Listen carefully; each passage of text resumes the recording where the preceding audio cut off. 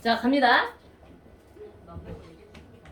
자, 그럼 결국은 얘들아, 시제를 나타낼 수 있는 게 기본적인 요소가 뭐야? 일단 시간보사는 낱말을 통해서 실현이 된다는 얘기고, 근데 직접적으로 실현할 수 있는 건 문법 요소에 해당하는 게 선어원 어미, 관형사형 전성어미가 되게 중요한 그 시제를 표현하는 방식에 해당하는 거겠지.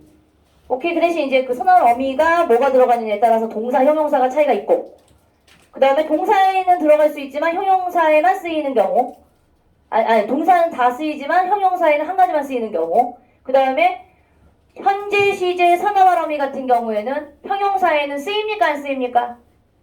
쓰이지 않는다, 들어가지 않는다라고 얘기했어. 뭔지 알지? 왜냐면 예쁘다, 멋지다, 아름답다 이런 단어 자체가 현재의 시제, 그러니까 기본형 자체가 현재의 의미를 내포하고 있단 말이야.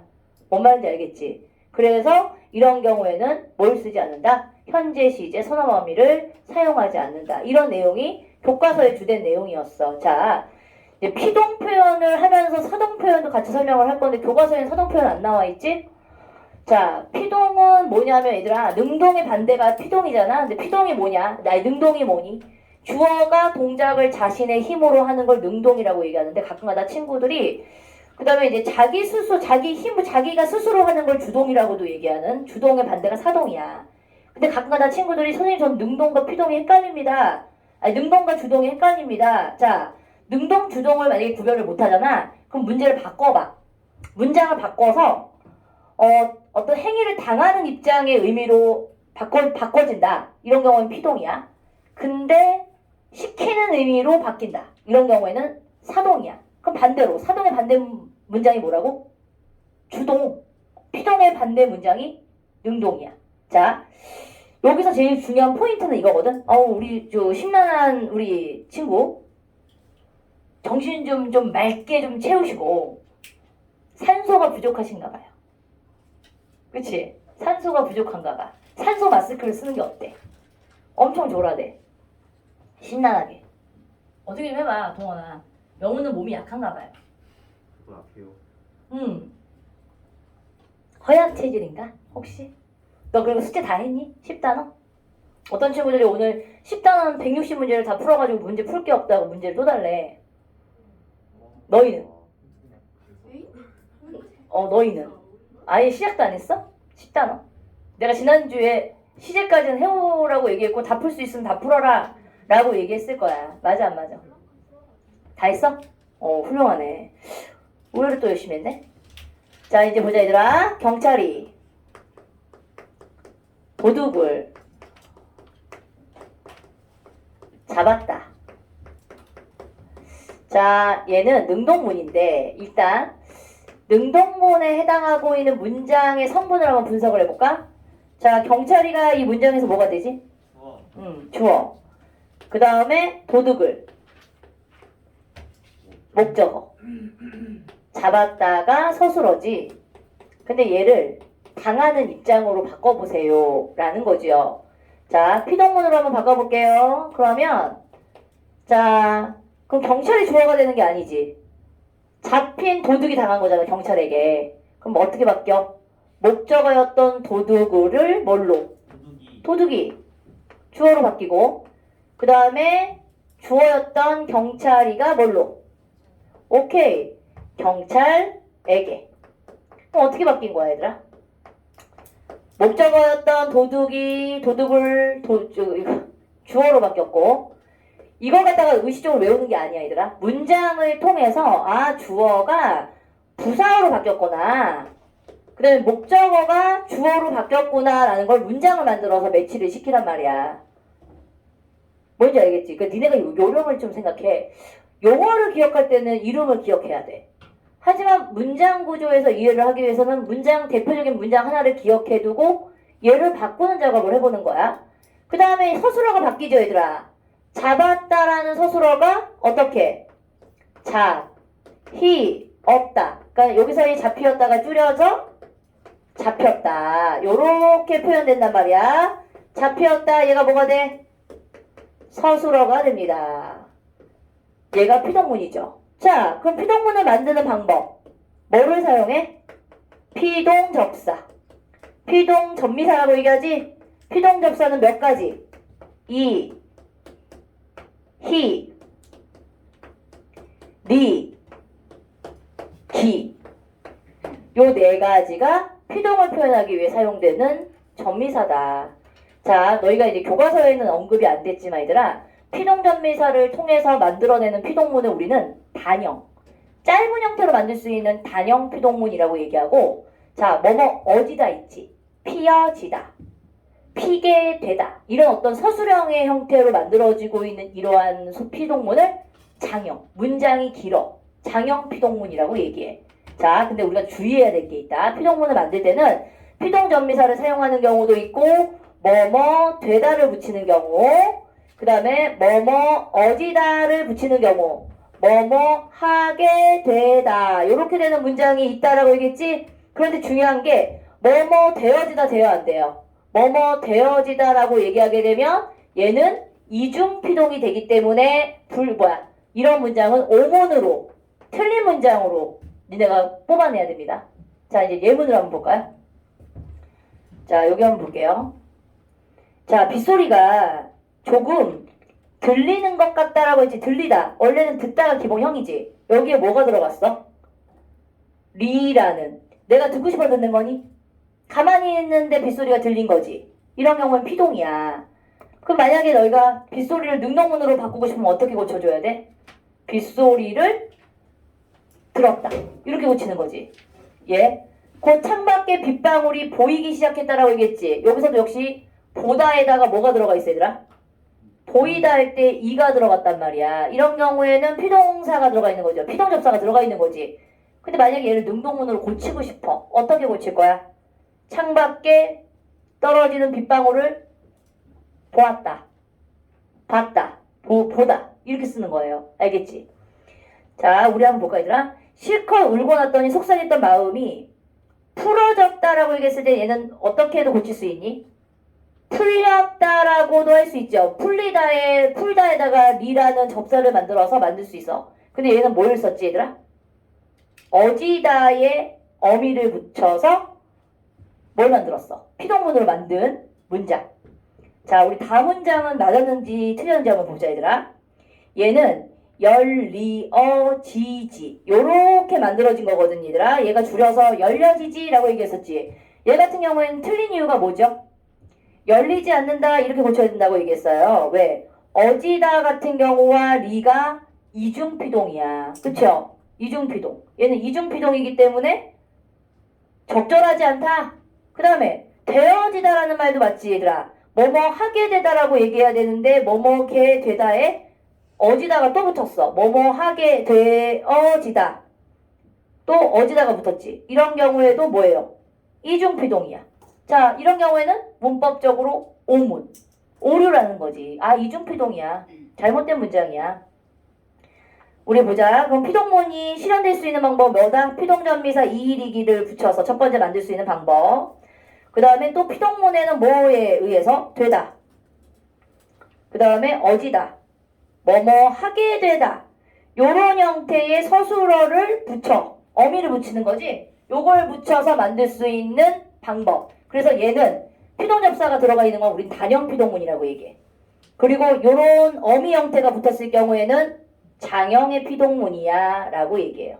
근데 우리 가끔가다 친구들이 사동과 피동을 되게 많이 헷갈려하는 경우가 있거든, 얘들아. 아까 얘기했잖아. 피동은 당하는 거라고, 입장을. 그러니까 입장이 당하는 입장으로 만들어지는 문장이 피동형인데, 자, 그럼 사동과 주동의 차이는 뭔지 한번 볼게요, 얘들아. 여기는 교과서에는 언급이 안 됐어.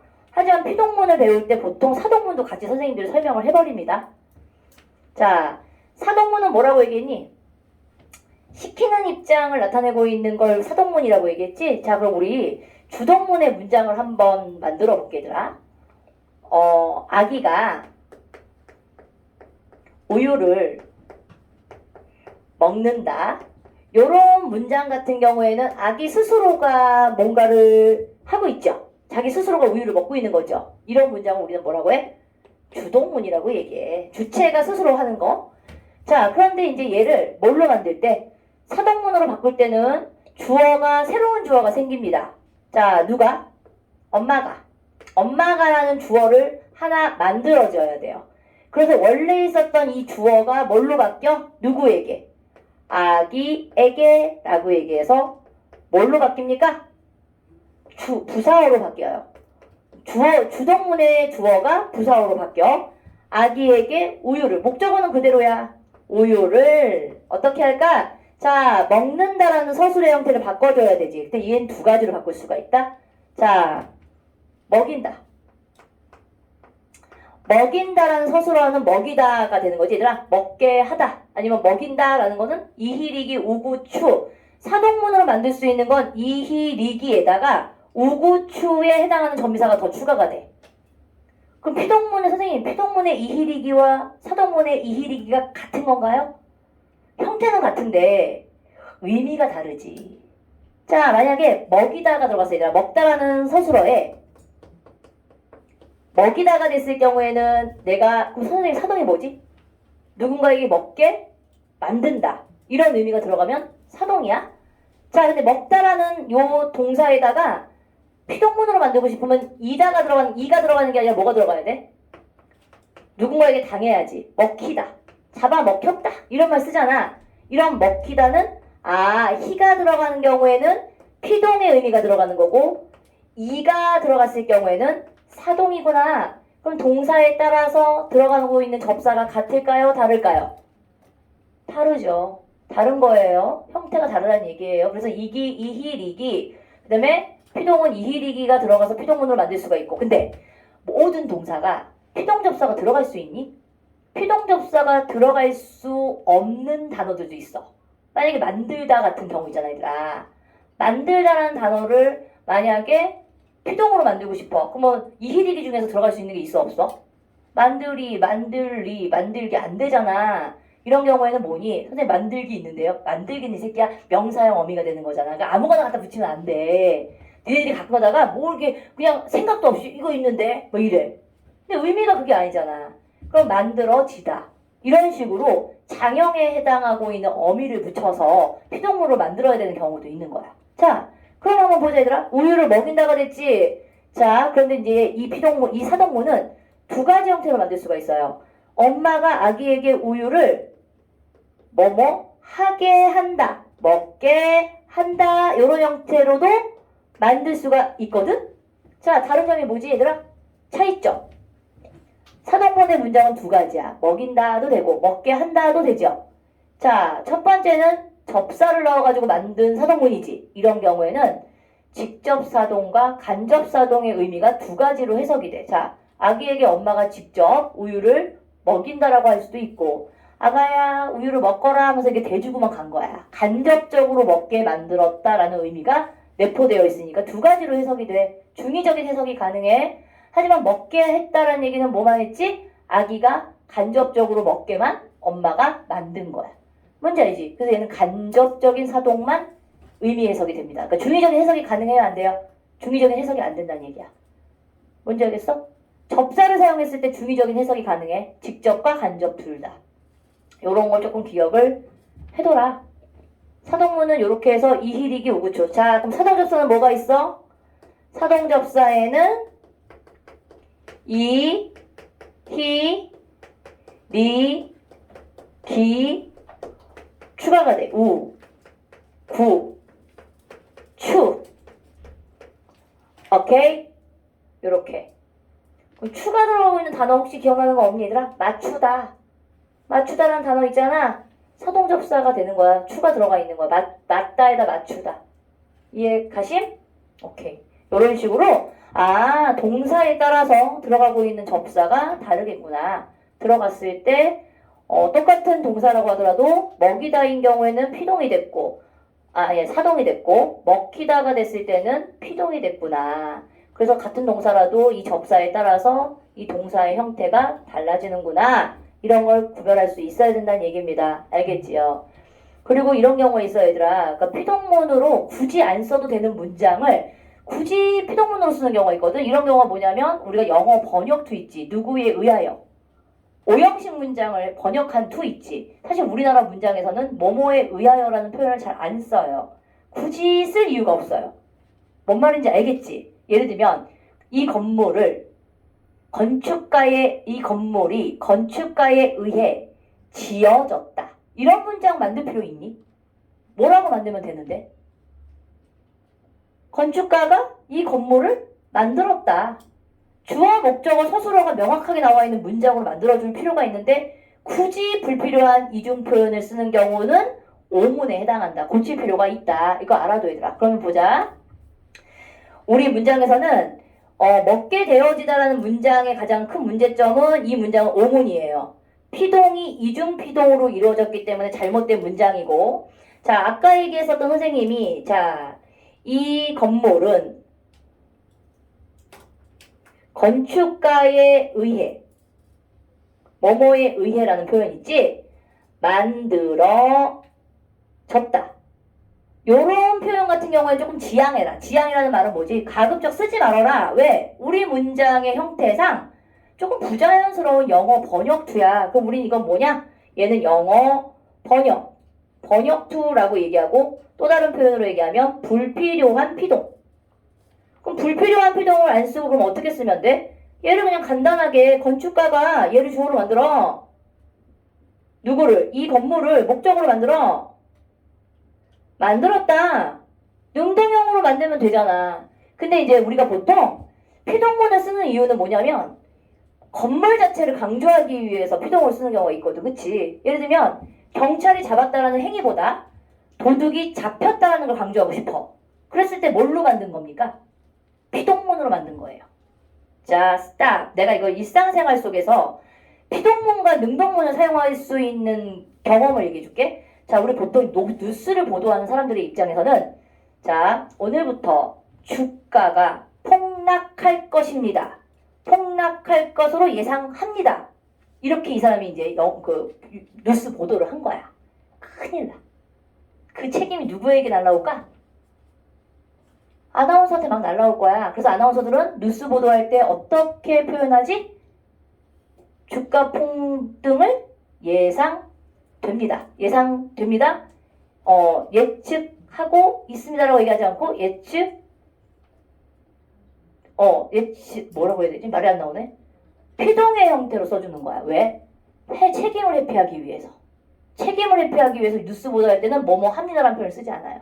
뭐뭐 됩니다. 예상됩니다. 이런 식으로 슬쩍 자기의 책임을 회피하는 거지. 자, 그런데 광고문을 만들 거야. 광고문. 자, 잘 봐. 내가 이 문제를 한번 내볼게. 아파트 광고를 내야 돼. 자, 당신의 품격이 사는 곳.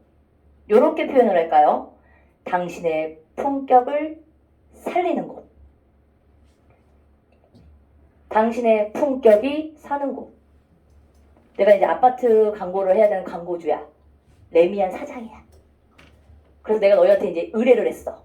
광고 문구를 만들라고 했어. 그때 첫 번째 삐리리가 당신의 품격이 사는 곳. 이렇게 표현한 문구가 있고, 두 번째 문구는 당신의 품격을 살리는 곳. 의미적인 차이가 있을까요? 없을까요? 당연히 있으니까 내가 물어봤겠죠. 이게 언어가 가지고 있는 일종의 트릭이거든. 광고를 해야 되는 내가 광고주야. 그렇다면 이 광고 문안을 만들 때 1번 문장으로 쓰겠어? 2번 문장으로 쓰겠어? 레미안 사장이라니까. 와, 이 새끼들은 진짜 추측력이 빵점이네. 1번. 당신의 품격이 사는 곳. 내가 잘났어요. 내가 잘나서 이곳에 살아서 품격이 사는 거야. 여기에서는 임팩트가 떨어지지. 이 아파트에 살기 때문에 당신을 살릴 수 있다는 얘기가 들어있는 거야. 사동의 의미가 들어있다는 얘기야. 그래서 광고문을 쓸 때는 보통 사동문을 씁니다. 내가 너를 그렇게 만들게. 내가 그렇게 너를 만들 수 있어. 이런 의미가 내포되어 있는 거야. 알겠냐? 그러니까 너희가 어떻게 보면 문장 구사력이 있어줘야지만 광고 문화도 만드는 거야. 가만 보면 요즘에 너희들 꾸미몬이라고 하게 되면은 돈 많이 벌 생각은 하는데 어떻게 돈 많이 벌 생각을 못 하더라고. 아니 생각을 해봐. 앞으로는 얘들아 창작을 무궁무진하게 할 수 있는 사람들이 조금 더 강세를 보이는 사회가 될 거 아니냐. 근데 생각보다 영화 감독이라든가 뭐 드라마 PD가 된다거나 이런 친구들이 거의 없더라. 나는 그런 친구들이 좀 많아졌으면 좋겠는데. 저는 기발한 막 드라마를 만들고 싶습니다. 아니면 영화를 만들고 싶습니다. 그치? 왜냐면 이제 이런 것들이 우리가 보통 광고를 만드는 사람이다. 만약에 광고를 만드는 뭐 CF 감독이다. 그랬을 때 이 언어적인 측면 되게 중요하거든. 네가 원래부터 잘나가지고 품격에 사는 건 의미가 없는 거야. 너의 품격을 더 업그레이드 시켜줘야 되는 문맥을 만들어 와. 어렵지? 문장이 어려운 거야. 알겠냐? 근데 뉴스를 보도록 해야 돼. 근데 얘가 이제 못 모르고 예상합니다 라고 얘기를 해버린 거야. 그 다음날 폭등을 하는 거야. 이게 막 폭발적으로 막 인터넷 뜬 거야. 네가 책임자! 네가 예상한다며! 막 이러는 거야. 뉴스를 보도한 사람한테.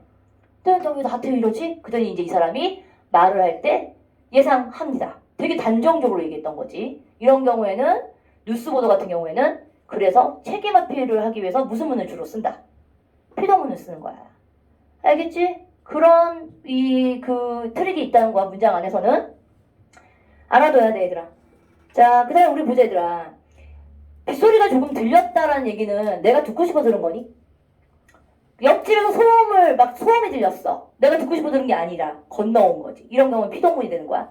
아니면 내가 그 집에서 나는 소리를 들었다. 이런 느낌이면 뭐지? 내가 일부러 가서 능동적으로 행위를 한 것처럼 보여지는 거잖아요. 그쵸? 내가 거기서 소리를 들었어. 이건 내가 직접적으로 주체적으로 행동을 한 거야.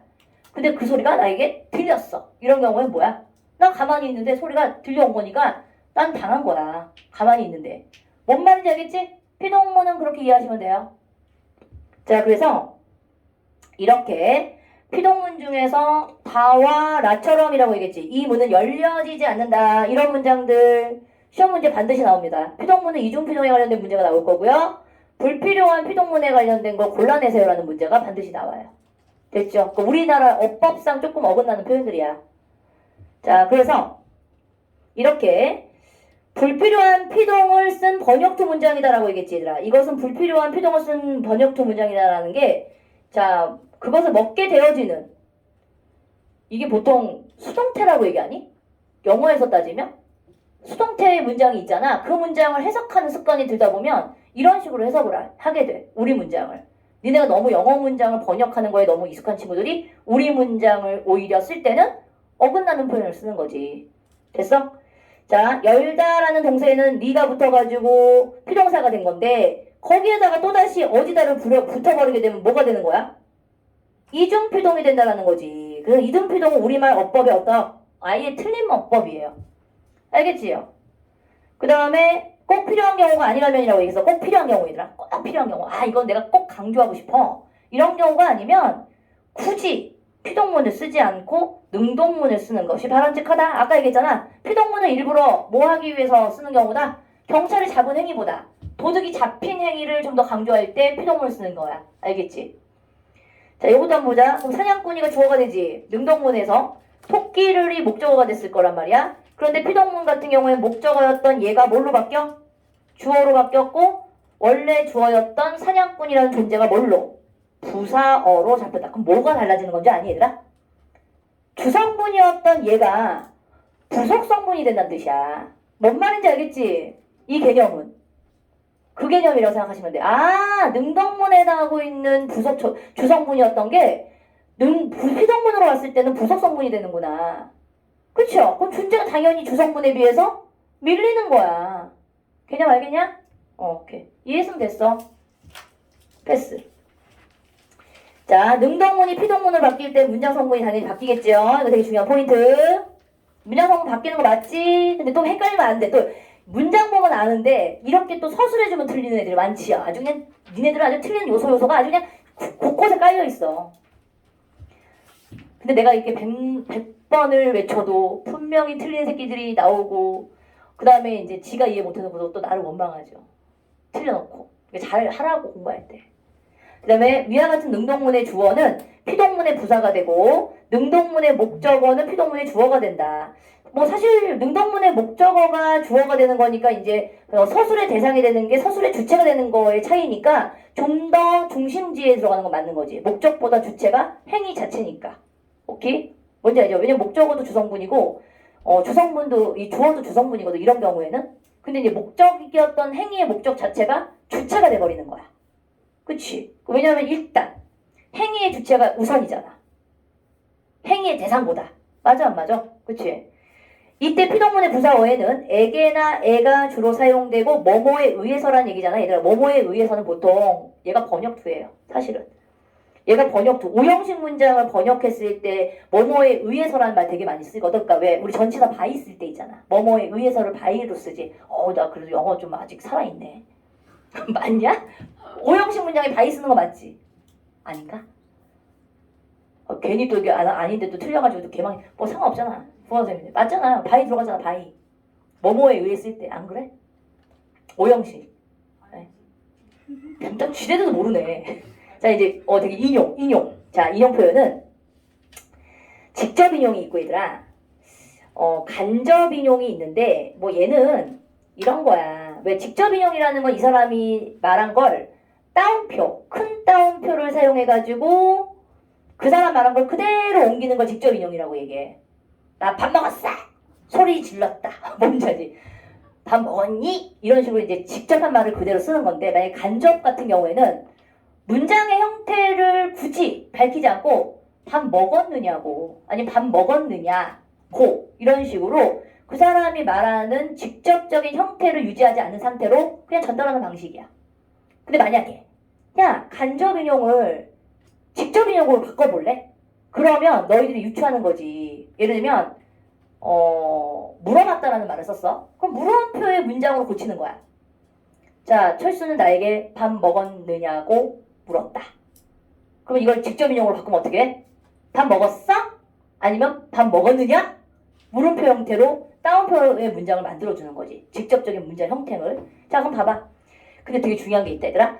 다른 거는 안 바뀌는데 약간 시제 문제라든가 인칭 문제 있지. 지시어 같은 경우에는 간접일 때하고 직접일 때하고 달라지는 경우가 생겨. 왜? 왜?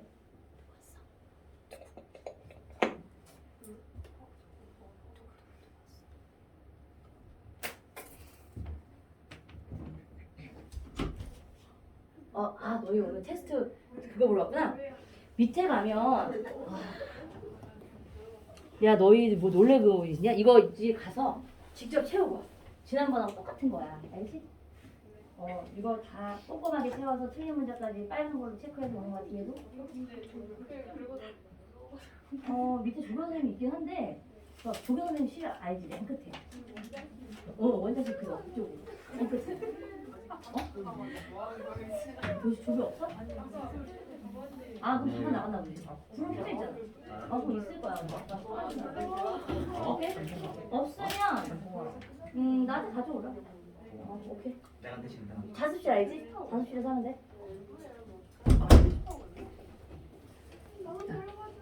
뭐 들어가달라고? 야야야야. 인용 데려가줘라고 말했다. 자, 라고 말했다야. 자, 되게 중요한 포인트. 인용문에는 뒤에 뭐가 붙냐면 얘들아 라고가 붙거든요. 직접 인용문에서는 뭐가 붙는다고? 라고 할 거. 요즘에 우리 아들이 잘 쓰는 용어야. 아니라고 할 뻔 뭐 이런 거 있잖아. 무슨 그게 유튜브에서 잘 쓰는 말이니? 나는 언어적인 측면으로 봤을 때 니네들보다 우리 아들이 원활하게 말을 되게 잘 만들어. 뭔지 알지? 대화 수준이 되미나 네가 쓰는 그 단어 수보다 우리 아들이 쓰는 단어의 수가 더 많을걸? 근데 그랬던 그들이 니네 때가 되면은 어휘의 수가 줄지요. 무슨 뜻이죠? 퇴보한다는 뜻이지. 어렸을 때 그렇게 비상하고 반짝반짝했던 애들이 점점 애들이 눈빛이 흐릿해지면서 맹추가 되는 거죠. 왜 또 누구 아니? 뭐 찾고 와.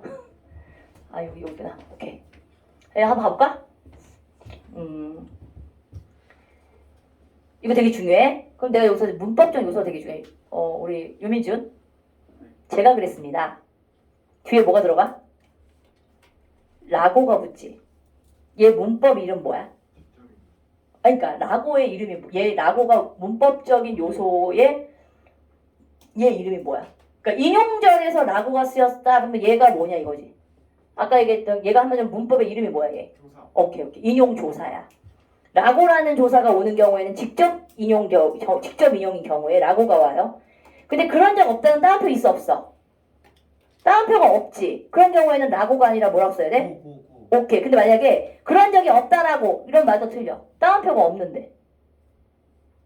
아, 저 이소연 조금 정신 안 차릴래? 자, 어디 갔다 왔어? 영혼이 갑자기 이탈됐는데? 야, 그런 적이 없다. 이제 제가 나한테 얘기하겠지. 저 그런 적 없는데요. 라고 말했다. 이런 경우엔 직접 인용이잖아. 나 그런 적 없다고. 라고 했을 때 이 고가 간접 인용을 나타내고 있는 조사야. 알겠지? 그냥 라고가 있느냐 없느냐. 그러니까 라가 있느냐 없느냐.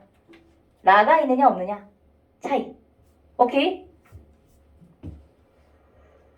자, 그래서 원래 형식을 그대로 유지하는 경우에 인용, 그걸 직접 인용이라고 얘기하고 인용 다음에 조사를 라고라고 쓴다. 이게 조사입니다. 되게 중요한 포인트예요. 이렇게 강조했는데 라고가 조사인지 모르는 경우도 있고요. 그 다음에 우리 이런 거 있잖아, 얘들아.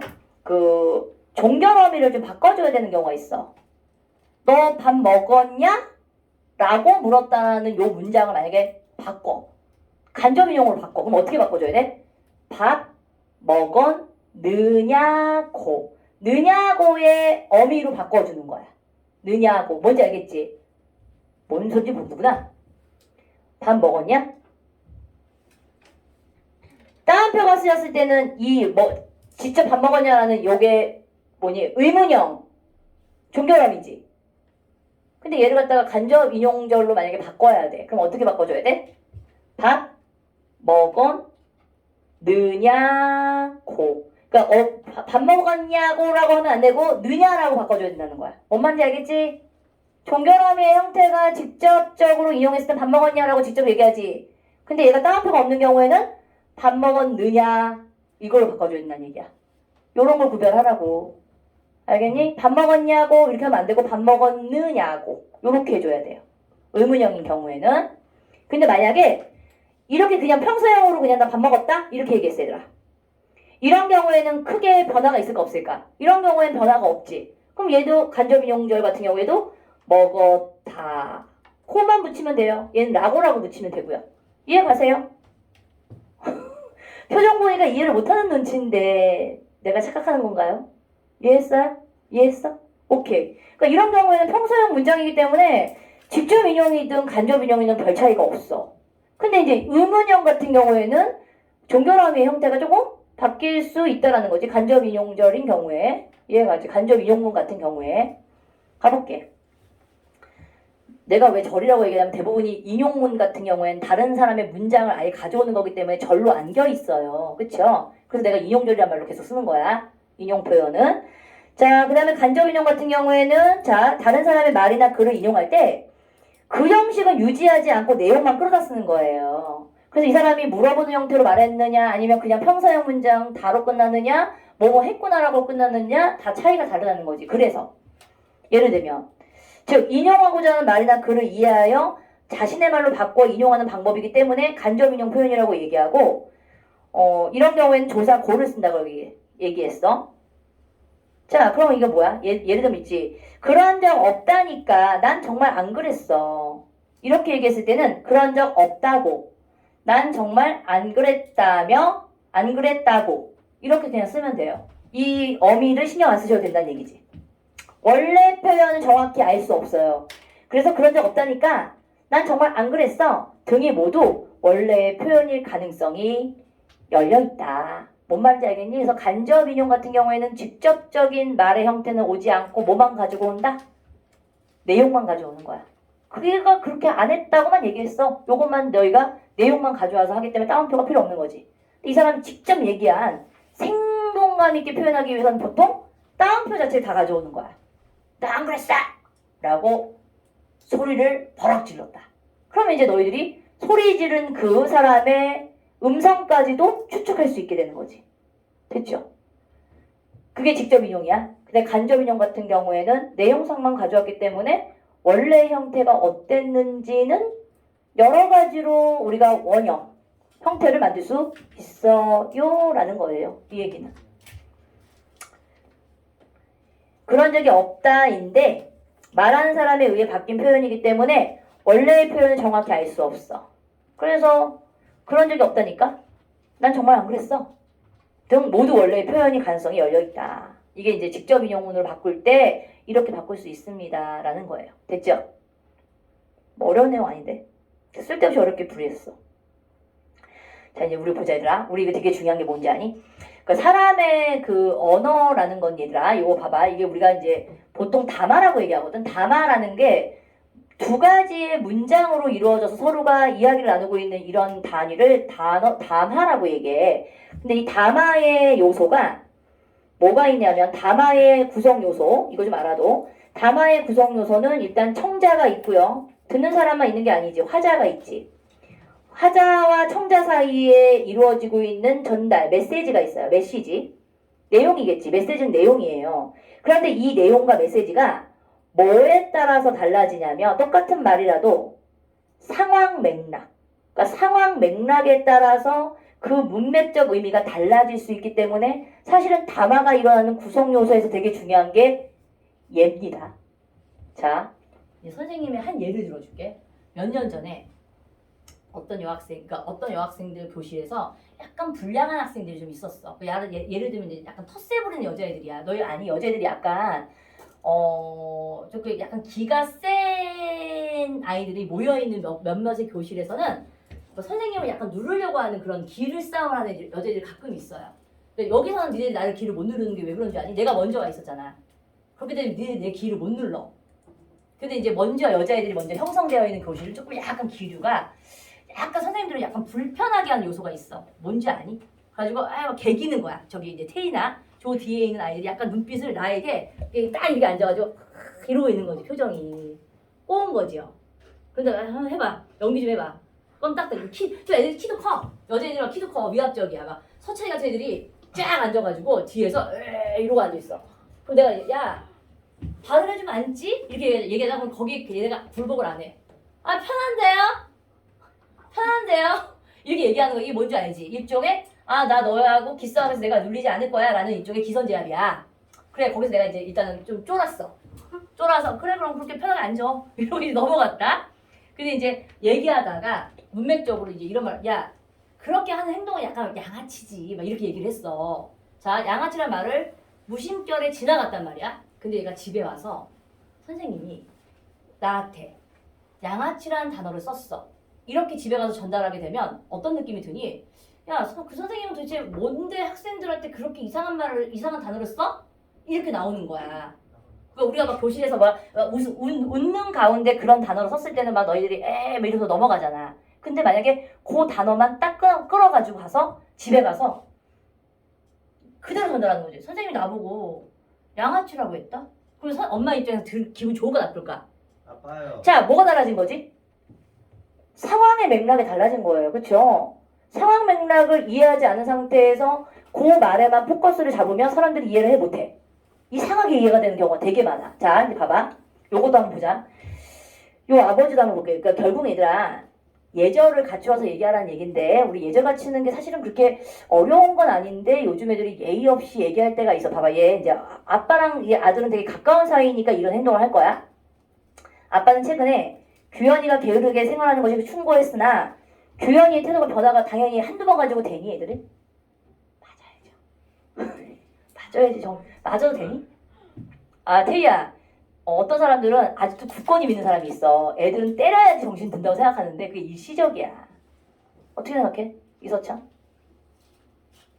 왜 때려요? 저렇게 말귀를 못 알아들으니까. 맞아야 되는 거지. 이렇게 생각하는 어른들이 있다고 지금도. 근데 사실 때린다고 해서 될 일은 사실 아니거든. 그때뿐이거든. 애들은. 그때 잘못했어요 막 이래. 근데 지나고 나면 또 똑같아. 행동이. 자 이제 아빠가 어땠냐면 변화가 없어서 기분이 상해 있어요. 그랬더니 봐봐. 아빠 나 때문에 화났어? 되게 이제 얘가 일단 격식이 없는 반말 해체를 쓰고 있어 얘가. 일단 해체를 사용하고 있고 미안해. 눈물로 하게 넘어가. 고쳐볼게. 나쁘지 않은데? 얘가 귀엽잖아. 그건 그렇고, 봐봐. 이제 그건 그렇고, 이제 성의 없어. 그건 그렇고. 나 휴대전화가 고장났거든? 좀 바꿔줘. 바꿔주겠니? 쌍욕 안 나가면 다행이지. 자, 아빠, 대화 1. 뭐라고 얘기하겠니? 좋은 말 나갈까, 안 좋을까? 좋은 말 나갈까? 그래, 바꿔줄게. 이러니? 아빠가? 지금 아빠가 열받아 있는 상태는 본질은 뭔데? 기본이 상해 있는 상태잖아. 근데 규현이가 지금 제대로 지금 아빠한테 잘못했다고 얘기하고 있어? 그러고서 나중에는 요 얘기는 쏙 그냥 넘어가고 얼레벌레 넘어가고 자기 핸드폰 고장난 걸 얘기하고 있어. 이러면서 싸움이 일어나는 거예요. 야, 너 아빠가 얘기하는데 이 새끼가 핸드폰 얘기가 나오냐? 이 말이 나오는 거지. 아이, 바꿔주기 싫으면 말고. 그럼 나가는 거야. 자, 이게 이제 얘네들의 대화야. 두 번째 대화를 볼까요? 이렇게도 얘기하는 가정도 있을까? 좀 궁금하긴 해요. 아빠, 저 때문에 화나셨어요? 대민이 이렇게 얘기하니? 딱 전데. 아, 자기래요. 진짜야? 아빠 기분을 상하게 해서 죄송해요. 아빠 말씀대로 부지런히 지내도록 노력해볼게요. 훌륭하네. 규현이가 그렇게 말하니 아빠의 마음이 한결 가볍구나. 이거 공익 광고에서 볼 법한 대화지. 아빠도 도울 일 있으면 도울 테니 같이 한번 해보자꾸나. 굉장히 훌륭하신 아빠야. 성질 안 냈어. 네, 아빠. 아빠 도움이 필요하면 제가 부탁드릴게요. 우선은 제 힘으로 해볼래요. 그래, 규현이가 잘할 수 있을 거라 생각한다. 참, 아빠, 그런데 저 뭐야? 그래, 이거 아빠가 얘기했어. 그래, 규현이가 잘 해낼 수 있을 거라 생각한다. 약간 격려해주지. 그러니까 오는 말이 고우니까 아빠의 그 대응하는 이 자세도 좀 다르죠. 자, 뭐래요? 참, 아빠, 그런데 제 휴대전화가 고장난 것 같아요. 네, 봤어? 이거 채워. 서영아, 이거 지난번하고 똑같은 건데 요거 꼼꼼하게 채워가지고 있어. 알겠지? 자, 그래서 참 아빠, 그런데 제 휴대전화가 고장난 것 같아요. 4년쯤 쓰면서 수리도 여러 번 해서 이제는 수리해도 별로 소용없을 것 같아요. 아빠가 화낼까요? 그래? 왜냐면 이미 아까 얘가 정중하게 아버지한테 예의를 갖춰서 잘못한 거를 얘기했고 그 다음에 혼자서 열심히 해볼게요 라고 하면서 슬쩍 아주 교묘하게 핸드폰 얘기를 꺼냈어. 아빠가 화를 낼 수가 없는 상황이야. 그래? 그럼 한번 생각해봐야 되겠구나 이랬겠죠. 어디 지금 상황에서 핸드폰 얘기. 근데 아버님들 중에서도 화낼 수 있어요. 이렇게 정중하게 얘기했는데도 뭐에 따라 달라. 사람에 따라 다른 거야. 하지만 얘는 교과서잖아. 교과서니까 이 다음에 뭐가 나와야 돼? 정중한 말 나오겠지. 아버님도 좋은 말을 하겠지. 그래? 그럼 한번 내가 한번 신경 써볼게. 고쳐볼게. 아니면 새로 사줄게. 뭐 이런 말이 나오겠죠. 자, 첫 번째에 해당하고 있는 거 자 중요한 거 너희들 공손성의 원리라든가 이런 거 배웠니 학교에서? 안 배웠어? 그게 원래 교과서에 들어가 있어 얘들아. 공손성의 원리. 누군가에게 부탁을 할 때는 공손하게 표현하는 방식을 취하는 거. 뭐 거절할 때나 부탁을 할 때 공손성의 원리라는 게 있거든. 자, 그럼 보자. 부탁이나 건의처럼 사실은 부담을 느낄 수가 있는 상황이거든. 이런 경우에 어떻게 부탁했어요, 얘들아? 완곡하다라는 말은 부드럽게. 그리고 차분하게 말하는 것이 좋다라고 얘기했어. 오케이. 자, 완곡하고 차분하게 말하는 것은 뭐 정중하고 공손하며 야, 우리 근데 솔직히 지금 말하고 있는 거 이거 모르는 사람들이 있니? 정중하고 공손하며 예절 바르게. 뭐 이게 되게 기본적이고 도덕적인 문제 아니야. 맞아? 다 그렇게 얘기해야 되는데 우리가 실생활에서 이렇게 잘 못하는 경우가 생기는 거지만 이론상으로는 이게 맞잖아. 이렇게 얘기했을 때 상대방의 부담을 덜어주고 기분을 상하지 않게 할 수 있기 때문이야 라고 했을 때 공손성의 원리가 적용되는 거예요. 누군가에게 부탁을 할 때는 공손하게 정중하게 하세요 이런 얘기지. 자, 그 다음에 이제 보자. 부탁은 양해를 구하거나 물건을 빌리는 등 상대방을 설득하여 자신의 어려움을 해결하기 위한 말하는 거기 때문에 사실은 어려운 거예요. 이거가 어떻게 보면 눈치도 좀 봐야지. 그 다음에 부탁을 할 때는 부탁할 내용을 되게 중요한데 얘들아, 야, 간결하고 명확하다라는 표현이 되게 어려운데 왜? 사람들은 얘기할 때 되게 자기의 말을 하기 위해서 주절주절 핵심이 없이 장황하게 떠드는 사람들도 사실은 있어. 본론으로 들어가기 전에. 힘들어요. 그런 사람들도 되게 대하기 힘들어. 그래서 간결하게 말하는 거니까 핵심을 정확하게 찝어서 자기의 의사전달을 하는 말하기. 아까 동원이 잘하더라고. 내가 아까 동원이 말하는 걸 들었잖아. 좀 전에 수업하기 전에. 일목요연하게 무슨 얘기를 하다 만 건지는 몰라 내용은. 근데 굉장히 말 전달을 되게 간단하고 명료하게 이해할 수 있는 어떤 이렇게 똑똑하게 얘기하던데? 뭐 얘기하던 준현이? 어제 본 그 TV 프로그램. 그러니까 TV 프로그램을 굉장히 진지해. 토론회 봤어? 토론회? 토론회 아니었어? 근데 마치 토론 본 거 같이 막 얘기하던데? 자, 그 다음에 이제 되게 중요한 거. 공손하고 예의 바르게 사용하여 상대방의 편안함과 친근감을 느끼게 할 목적을 이룰 가능성이 커진다. 아, 좀 들어줘. 아, 해주라고. 야, 이게 부탁하는 태도니? 안 해주면 너랑 안 놀아. 막 이런 거 협박 하면 안 되고, 아, 이거를 좀 이렇게 이런 문제가 있는데 네가 조금 부탁을 들어줄 수 있을까? 이렇게 이제 약간 돌려서 얘기하는 거지. 나도 사실 부탁 잘 못해요. 부탁하기 되게 힘들어. 성격이야. 근데 여기서 지금 성격 얘기하고 있는 거 아니야? 언어를 이렇게 하세요라는 얘기야. 자, 건의야, 건의. 이제 뭔가를 건의해야 돼. 이거는 혼자서 해결할 수 없을 때 의견이나 희망사항을 내놓는 거죠. 선생님, 수업 시간에 좀 프린트를 좀 많이 주셨으면 좋겠습니다. 이렇게 말한, 근데 어떤 애가 정중하게 얘기했는데 더 기분 나쁠 때 있어. 내가 얘기했지. 몇 년 전에. 아, 나 또 이거 울어먹네. 몇 년 전에. XX 학교에 어떤 남자애가 딱 나가면서 나한테 와서 선생님, 수업 시간에 제발 딴소리 좀 하지 말아 주십시오. 이러고 나가는데 열이 받더라. 정중하게 얘기한 거 맞잖아. 근데 뭔가 모르게 되게 기분 나빴어. 며칠인가 분노에 쩔었지 내가. 근데 걔의 의도는 정중하기보다는 약간 도전적이었어. 영호가 선생님 딴소리 좀 안 하시고 그냥 수업만 정주행하시면 안 돼요? 안 돼. 왜? 너 맨날 자서 수업만 못 하겠어. 뭔 말인지 알지? 아니 딴소리 한 거는 애들이 수업 때도 약간 흐트러진 것 같아가지고 딴소리를 가끔 했단 말이야. 내가 맨날 주구장창 딴소리만 했겠니? 근데 걔가 그랬어. 제발 수업 시간에 딴소리 좀 하지 말아주십시오. 이러고 나가는데 열이 확 받는 거야. 인상도 막 구겨지면서. 아 선생님 다음부터는 조금 흐름을 깨는 얘기를 좀 조금만 좀 줄여주시면 안 될까요? 이렇게 얘기해서 좀 귀여웠을 텐데 인상 쓰면서 딴소리 좀 하지 말아주십시오. 이러고 나가는 거야. 혈압 올라. 자 일단 봐. 간곡하고 정중하게 얘기하래. 이거 어떻게 해봐. 대민아 한번 해봐. 간곡하고 정중하게. 딴소리 좀 하지 말아주십시오. 한번 해봐. 어떻게 할까? 조용히 좀 해주세요. 응? 야 수업 시간에 나보고 조용히 하라는 말을 하지 말란 얘기잖아. 자 그다음 사과. 이거 사과하는 것도 되게 중요하거든. 됐어. 내가 미안하게 했어. 막 이렇게 투덜투덜거리면서 이게 사과하면 사과하는 태도냐? 아니지. 야 이거 태희야 너 사과 잘하니? 내가 인정. 나 미안해. 네가 오해할만 했어. 그딴 거 가지고 그러냐? 그런 거 가지고 화내냐? 이렇게 얘기, 진짜 이게 애들일수록 그렇거든. 애들이 막 이렇게 막 속상해서 울고 있으면, 그런 거 가지고 우냐? 야, 나 같으면 그딴 거 가지고, 그게 별것도 아닌 거 가지고 이렇게 얘기하면 안 된단 말이지. 꼬맹이들 사이에서 그런 일이 되게 많아. 비일비재. 왜요? 이거 심란해. 그 꼬맹이들 4명씩 쫙 앉아있는데, 비가 주룩주룩 내린 날이었어. 근데 그 와중에 북어가지고 차를 탔거든. 그 뒷좌석 있지. 뒷차에서 타면서 또 그 와중에 또 음료수를 또 따라 마시는 거야. 얼마나 심란하니. 비는 주룩주룩 내려가지고 꾸겨 타고 있는데 한 애는 또 음료수를 따라가지고 종이컵에 따라 먹고 있는 거야. 우리 아는 친구들. 그러더니 이제 한 애가 또 알지. 남자애들은 꼭 이걸 따라서 꼭 흘려요. 다른 사람 옷에다가 줄줄줄 흘리고 있는 거야. 근데 걔가 울어